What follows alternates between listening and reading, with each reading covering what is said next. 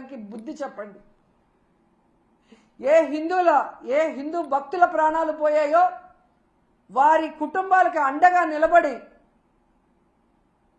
తప్పు చేసిన వాళ్ళని శిక్షించే విధంగా మనమందరం కలిసికట్టుగా పోరాడదామని కోరుకుంటున్నాను.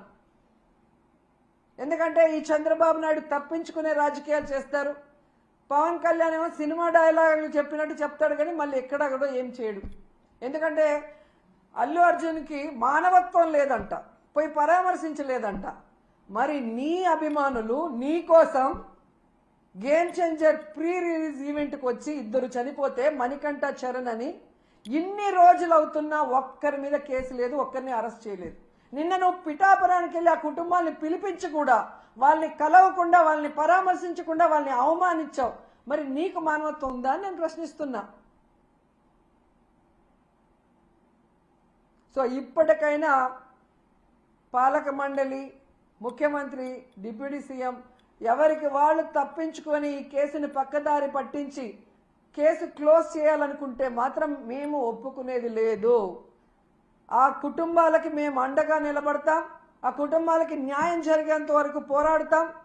అటు న్యాయపరంగా పోరాడతాం, ఇటు ప్రజలకి అండగా నిలబడి కూడా పోరాడతామని కూడా ఈ సందర్భంగా తెలియజేసుకుంటున్నాం. ఇక మన చిన్నమ్మ గురించి చెప్పుకోవాలి ముఖ్యంగా. ఎందుకంటే హిందుత్వ పార్టీ బీజేపీ పార్టీ. 6 మంది హిందువులు చనిపోతే 60 మంది గాయపడితే మన చిన్నమ్మ నోట్లోంచి ఒక్క మాట రాలేదు. ఎవరు దీనికి కారణమో వాళ్ళ మీద క్రిమినల్ కేసులు పెట్టాలని డిమాండ్ చేయడానికి చిన్నమ్మకు నోరు రాలేదు. అనవసర విషయాలప్పుడు మాత్రం ఎంత నోరేసుకొని వస్తుందో మనం చూసాం. మొన్న విజయవాడలో కూడా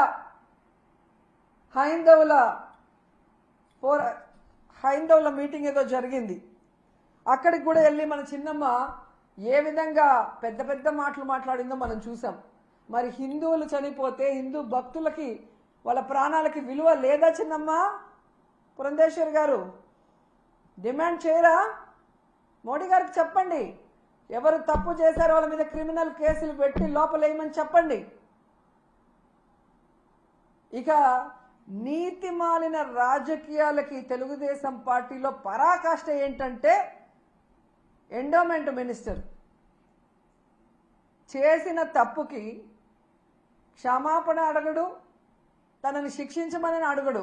దాన్ని వైఎస్ఆర్సీపీ మీద తోసేయడానికి ఎంత దిగజారిపోవాలో అంత దిగజారిపోయాడో ఆనం రామనారాయణ గారు. జగన్మోహన్ రెడ్డి గారంట చంద్రబాబు నాయుడిని, ఈ ప్రభుత్వాన్ని తిట్టడానికి డబ్బులు ఇచ్చాడంట. మరి జగన్మోహన్ రెడ్డి గారు హాస్పిటల్కి రాకముందే ఏబిఎన్లో మీ క్లోజ్ ఫ్రెండ్ రాధాకృష్ణ గారు ఆయన ఛానల్లోనే ఎన్ని బూతులు తిట్టారు ఈ ప్రభుత్వాన్ని, ఈ పాలక మండలిని మీరు చూడలేదా? రాధాకృష్ణ గారికి మేము డబ్బులు ఇస్తే తిట్టారా మీ ప్రభుత్వాన్ని? మిమ్మల్ని ఎన్టీవీలో ఎంత ఘోరంగా తిట్టారు. ఈ ప్రభుత్వం చేసిన ఏర్పాట్లు కానీ ప్రజల ప్రాణాలు ఎలా తీశారన్న విషయాన్ని. మరి ఎన్టీవీ వాళ్ళకి మేము డబ్బులు ఇస్తే మిమ్మల్ని తిట్టారా? ఇక మీ పసుపు ఛానల్ ఈటీవీ, మరి రామోజీ గారి అబ్బాయి కూడా ఈరోజు ఈ ఎండోమెంట్, పాలక మండలి, అలాగే ఈ ప్రభుత్వం వల్ల భక్తులు ఎంత నరకయాతన పడ్డారో కళ్ళారా కనిపించేలాగా చూపించారు కదా. వాళ్ళు కూడా మా దగ్గర డబ్బులు తీసుకొని మిమ్మల్ని తిట్టారా? పవన్ కళ్యాణ్ గారు నిన్న పిఠాపురంలో చెప్పారు కదా, ఆ భక్తుల దగ్గరికి వెళ్ళి దెబ్బలు తగిలిన వాళ్ళ దగ్గరికి వెళ్తే వాళ్ళు పడిన బాధ చూస్తే నేను కరిగిపోయాను, నా కళ్ళ నిండా నీళ్లు వచ్చాయని చెప్పారు. ఆయన కూడా మేము డబ్బులు ఇచ్చి మాట్లాడమన్నామా? ఏం మాట్లాడుతున్నారు ఆనం రామనారాయణ గారు? మీ సీనియారిటీ ఎంత? ఆ సీనియారిటీతో మీరు ఇక్కడికి వచ్చి కూర్చొని భక్తులకు అన్ని సౌకర్యాలు కల్పించి సేఫ్గా వాళ్ళకి దర్శనం చేసి పంపించాల్సింది పోయి ఇంత దిగజారుడుతనంగా మీరు మాట్లాడటం నిజంగా సిగ్గుచేటని కూడా ఈ సందర్భంగా తెలియజేసుకుంటున్నా. వచ్చిన వాళ్ళని పొద్దున్న నుంచి రాత్రి వరకు ఎండల్లో పార్కుల్లో తోసేసి మంచినీళ్ళు లేవు, చిన్నపిల్లలకి పాలు లేవు, ముసలోళ్ళకి భోజనాలు లేవు. టోటల్ ఫెయిల్యూర్ మీ ప్రభుత్వం. మీరు ఇంకా ఎవరి మీదో చెప్పి తప్పించుకోవాలి అనుకుంటే ప్రజలే మీకు బడిత పూజ చేస్తారని కూడా ఈ సందర్భంగా తెలియజేసుకుంటున్నాను. అండ్ మళ్ళీ నేను కోరుకునేది ఒక్కటే, న్యాయస్థానాలు దీన్ని సుమోటోగా తీసుకొని ఈ 6 మంది మరణానికి కారణమైన వాళ్ళ మీద క్రిమినల్ కేసులు పెట్టి శిక్షించాలి. మళ్ళీ ఇది పునరావృతం కాకుండా చూడాలి. తిరుమల ప్రతిష్ట పరువు దిగజార్చకుండా కాపాడుకోవాల్సిన బాధ్యత అందరి మీద ఉందని కూడా కోరుకుంటున్నాను. లేనిపోని ఈ విషయంలో రాద్ధాంతం చేస్తారు. ఈ విషయంలో ఎందుకు స్వామీజీలు గారు మిగతా వాళ్ళు హిందుత్వ సంఘాలు మాట్లాడలేదు మేడం? ఎంతసేపు జగన్ గారి మీద పడి ఏడవటానికి వీళ్ళందరూ మరి ఈరోజు ఎక్కడికి పోయారు? ఆ స్వామీజీలు ఎక్కడికి పోయారు? ఆ సనాతన యోధుడు ఎక్కడికి పోయాడు? ఈ ఛానల్ ఎందుకు డిస్కషన్ పెట్టట్లేదు మేధావులు విశ్లేషకులతో? వైకుంఠ ఏకాదశి ఉంది ఒక సైడు మోడీ గారి మీటింగ్ ఉందని తెలిసి కూడా కుప్పంలో స్వర్ణ కుప్పం అని చెప్పి సెల్ఫ్ డబ్బు కుట్టుకునే ప్రోగ్రాం ఎందుకు పెట్టారు? దానివల్ల ఏమైనా ఒక్క కుటుంబానికైనా లాభం ఉందా?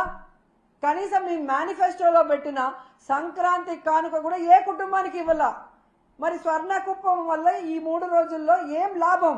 6 మంది ప్రాణాలు పోవటం తప్ప 60 మంది ఒళ్ళు ఎముకలు ఇరిగి హూనం అవటం తప్ప ఏం ఉపయోగం ఉంది?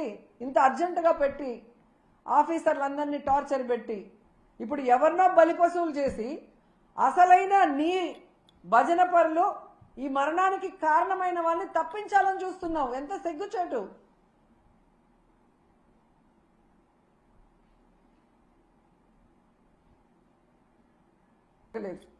చంద్రబాబు నాయుడు ఏ ముహూర్తాన ముఖ్యమంత్రి అయ్యాడో ఈ టీటీడీ అలాగే వెంకటేశ్వర స్వామి పరువు ప్రతిష్ట దిగజారిపోయేలాగా ప్రతి ఒక్క కార్యక్రమం చేయటం మనం కళ్ళారా చూస్తున్నాం. నిజంగా ఈరోజు ఎంత బాధాకరం అంటే ఈ చంద్రబాబు నాయుడు తన మనుషుల్ని టీటీడీలోను తిరుపతిలో పెట్టుకొని ఈరోజు 6 మందిని బలి తీసుకుంటే ఇంతవరకు ఒక్కరి మీద కూడా కేసు పెట్టలేదు. వాళ్ళని కాపాడాలన్న ప్రయత్నం చేస్తున్నాడు అంటే ఈయనకి హిందువులంటే గౌరవం లేదా? ఈయనకి భక్తులంటే గౌరవం లేదా? వాళ్ళ ప్రాణాలకి విలువ లేదా? ఎంత సిగ్గుచేటో ఒకసారి మీరు ఆలోచించండి.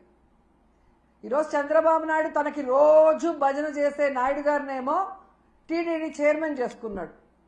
తన గత ఓఎస్డి వెంకయ్య చౌదరినేమో అడిషనల్ ఈఓగా పెట్టాడు. మళ్ళీ జేఈఓగా కూడా పోస్ట్ ఇచ్చాడు.